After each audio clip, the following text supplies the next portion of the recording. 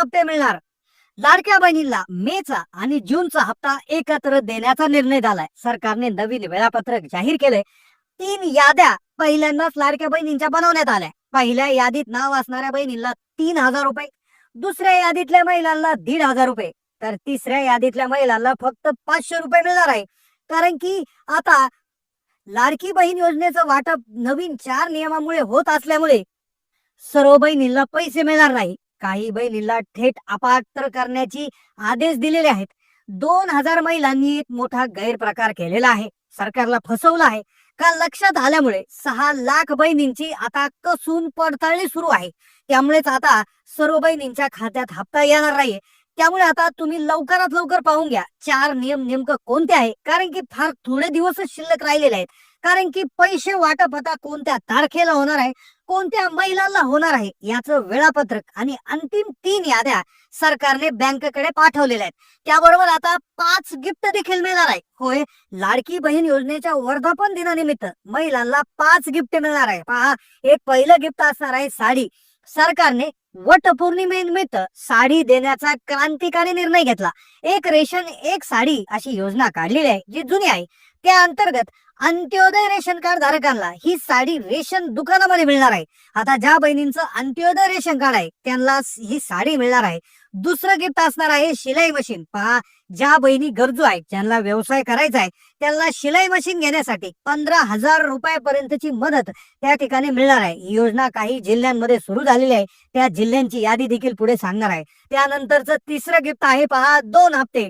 सरकार आता अशा विचारात येत आहे की 11वा हप्ता मेचा आणि 12वा हप्ता जूनचा हा एकत्र मिळणार आहे. तुम्हाला आठवत आहे का, मार्च मध्ये महिला दिनानिमित्त ज्यावेळेस फेब्रुवारीचा हप्ता मिळाला नव्हता, त्यावेळेस फेब्रुवारी आणि मार्च असे दोन्ही हप्ते एकत्रित दिले होते. हीच आता गिफ्ट रिपीट होणार आहे जून मध्ये. त्याची तारीख काय आली, तारीख पुढे जाणून घ्या.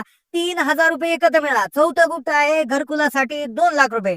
घरकुलासाठी आता बहिणांना 2 लाख रुपये मिळणार आहे. ज्या बहिणींचं कच्चं घर आहे किंवा ज्या बहिणींचं घरच नाहीये त्या बहिणींना आता घरकुलासाठी म्हणजे घर बांधण्यासाठी 2 लाख रुपये. 5वं गिफ्ट आहे गॅस सिलेंडरचे पैसे 830 रुपये त्या ठिकाणी मिळणार. आता हे 5 गिफ्ट आणि 2 हप्ते कोणत्या तारखेला वाटप होणार, कोणत्या जिल्ह्यात सर्वात आधी पैसे येणार, कोणत्या 4 नियमानुसार वाटप होणार आहे, लक्षपूर्वक आता समजून घ्यायचं आहे. पहा, उशीर झालाय पण सरकारने डबल गिफ्ट देण्याचं बहिणींना त्या ठिकाणी ठरवलेलं आहे.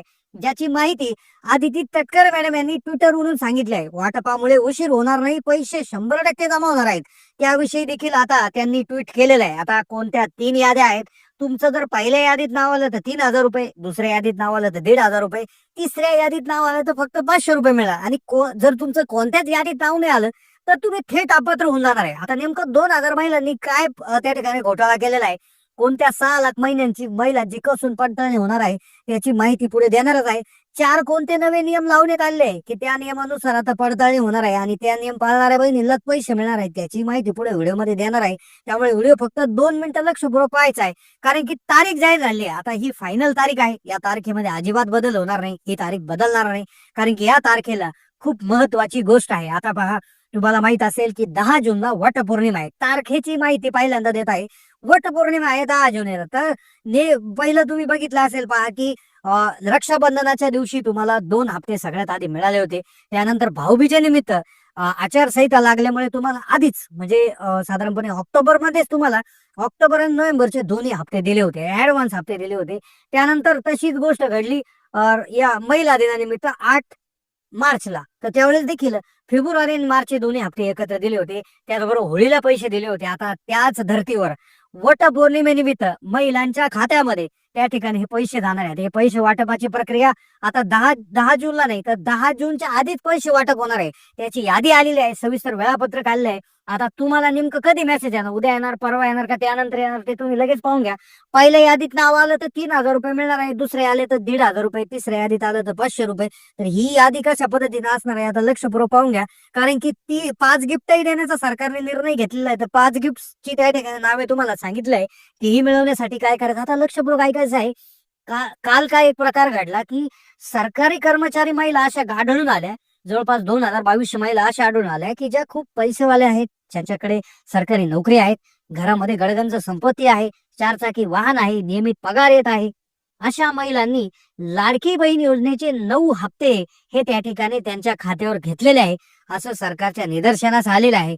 आणि निदर्शनास आल्या आल्या सरकारने कडक ऍक्शन घेतली की त्यांनी जवळपास जवळपास 3,80,00,000 रुपयाचा त्या ठिकाणी पैसे त्यांना दिले गेलेले आहेत. तर सरकारने त्या ठिकाणी ते पैसे मागं घेण्याचा त्या ठिकाणी निर्णय घेतलेला असावा, असंही त्या ठिकाणी सूत्रांकडून समजतंय. ते पैसे त्यांच्याकडून जप्त करून घेतले जाणार की काय, याविषयी आता चर्चा सुरू झालेली आहे. पण त्यामुळे झालं काय, त्यामुळे झाला विलंब, असंही काही लोकांचं म्हणणं आहे. कारण की 6,00,000 अशाही परत त्या ठिकाणी सरकारी कर्मचारी त्या ठिकाणी सापडले की त्यावर आता शंका सरकारने घेतलेली आहे. तर या 6,00,000 बहिणीची देखील एक विशेष प्रकारे पडताळणी होण्याची शक्यता आता इथे सरकारने सांगितलेलं आहे. म्हणजेच काय होणार आहे की पडताळणी झाली, पूर्ण मेच्या एंडिंगला साधारणपणे ही न्यूज बाहेर आली आणि त्यानंतर पडताळणी त्या ठिकाणी युद्ध पातळी सुरू झालेली आहे.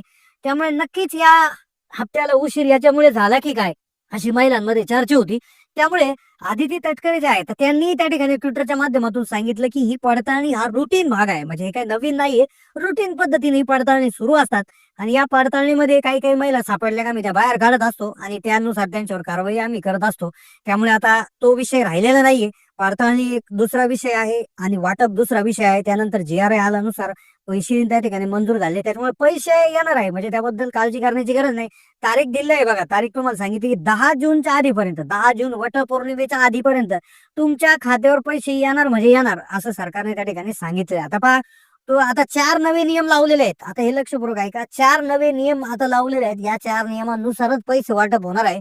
बँक खात्याचा देखील नियम आता लावण्यात आलेला आहे. पहा, 4 अशी बँक खाते आहेत की ज्यामध्ये पैसे इथून पुढे अजिबात जमा होणार नाही. पहा, बऱ्याचशा बहिणीने काय केलं की खाजगी बँकेचे खाते उघडून घेतले, म्हणजे पतसंस्था असतील, जिल्हा काही ग्रामीण बँका असतील किंवा मल्टी स्टेट क्रेडिट सोसायटीज असतील, तर अशा ज्या छोट्या छोट्या शाखा आहेत किंवा छोट्या छोट्या पतसंस्था आहेत किंवा नॅशनलाइज बँका नाही, तर त्यांच्यामध्ये काय होतं, एक तर आधार सीडिंगची फॅसिलिटी त्यांच्याकडे नसते, त्यांचा IFSC कोड नसतो, ते दुसऱ्या कुठल्या तरी बँकेचा IFSC कोड वापरतात, त्यांच्याकडे पूर्ण सुविधा नसतात. तर अशा प्रकारच्या बँकांमध्ये जर तुमचे खाते असतील तर तुमच्यासाठी मोठी धोक्याची घंटा आहे. तुम्ही सावध होऊन जायचं आहे, कारण की मग तुमच्या खात्यामध्ये पैसे येण्यामध्ये अडचण येऊ शकते. आणि त्याचबरोबर आता मग याच्यामध्ये तुम्ही काय करायचं आहे, तुम्ही एकतर पोस्टात खातं उघडा किंवा स्टेट बँकेत उघडा किंवा चांगल्या नामांकित राष्ट्रीयकृत बँकेमध्ये तुम्ही खातं उघडणं गरजेचं आहे. बऱ्याचशा बहिणींना प्रॉब्लेम येत होता, त्यांनी खाते उघडले आणि त्यांचं त्या ठिकाणी पैसे येणं सुरू झालेलं आहे. आता 4 नियम कोणते असणार आहे पहा. पहिला नियम आहे, उत्पन्नाची मर्यादा असणार आहे. 2.5 लाख रुपयापेक्षा तुमचं उत्पन्न कमी असणं गरजेचं आहे. ही एक उत्पन्नाची मर्यादा याच्यामध्ये असणार आहे, पहिला नियम. दुसरा नियम 4 चाकी वाहनाचा आहे. ट्रॅक्टर व्यतिरिक्त तुमच्याकडे कोणतंही 4 चाकी वाहन असलं तरी देखील तुमचं नाव या योजनेमधून बाहेर काढलं जाऊ शकतं. पुढचा आहे सरकारी नोकरी. आताच मोठा एक त्या ठिकाणी फसवणुकीचा प्रकार उघडकीस आला की सरकारी नोकरदार असणाऱ्या महिलांनी लाभ घेतलेला आहे.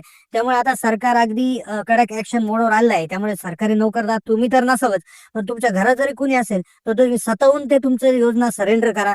योजना आम्हाला नकोय, लाभ नकोय, अशा पद्धतीची माहिती द्या. खाजगी नोकरी, कोणी जर खाजगी नोकरी करते पण त्याचं उत्पन्न इतकं आहे की त्याला आयकर भरावा लागतं, तर अशाही प्रकारच्या महिलांनी त्या ठिकाणी करायचं. तर असे नियम लावण्यात येणार आहे. आता पहा, जिल्ह्यांची यादी जर बघितलं तर 2 जून पासून 10 जून पर्यंत या कालावधीत मे आणि जूनचा हप्ता वाटप होण्याची शक्यता आहे. जसं 8 मार्चला फेब्रुवारी मार्चचे हप्ते एकत्रित जमा झाले होते. आता यामध्ये पूर्वी कसं झालं की मुंबईमध्ये सगळ्यात आधी हप्ता आलता, यानुसार देखील एक यादी जर आपण एक संभवित यादी आपण सांगतोय की ज्यामध्ये मुंबई, त्यानंतर पुणे, नाशिक जिल्हा, नागपूर जिल्हा, ठाणे, छत्रपती संभाजीनगर, सोलापूर, कोल्हापूर, अहिल्यानगर आणि अमरावती या जिल्ह्यामध्ये टप्प्याटप्प्याने वाटप होण्याची शक्यता आहे. तर अशाच पद्धतीनं वाटप होणार आहे. तर तुमच्याकडे वेळ फार कमी आहे, तर तुम्ही काय करा, तुमचं आधार लिंकिंग प्रॉपरली चेक करा, तुमच्या बँक खात्याची माहिती, तुमच्या योजनेचं नियमांचं पालन नेमकं करता का, तुमच्या घरात कोणी सरकारी नोकर आहे का, 4 चाकी वाहन आहे का, खाजगी कामाला कोणी जातो का, आयकर भरतो का, आपल्याकडे रेशन कार्ड कोणतं आहे, त्या रेशन कार्डानुसार मग आपल्याला उत्पन्नाच्या दाखल्याची गरज पडेल का. तर याही गोष्टींची काळजी घेतली तर नक्कीच तुमच्या खात्यामध्ये मेचे आणि जूनचे हप्ते त्या ठिकाणी जमा होतील आणि सोबत तुम्हाला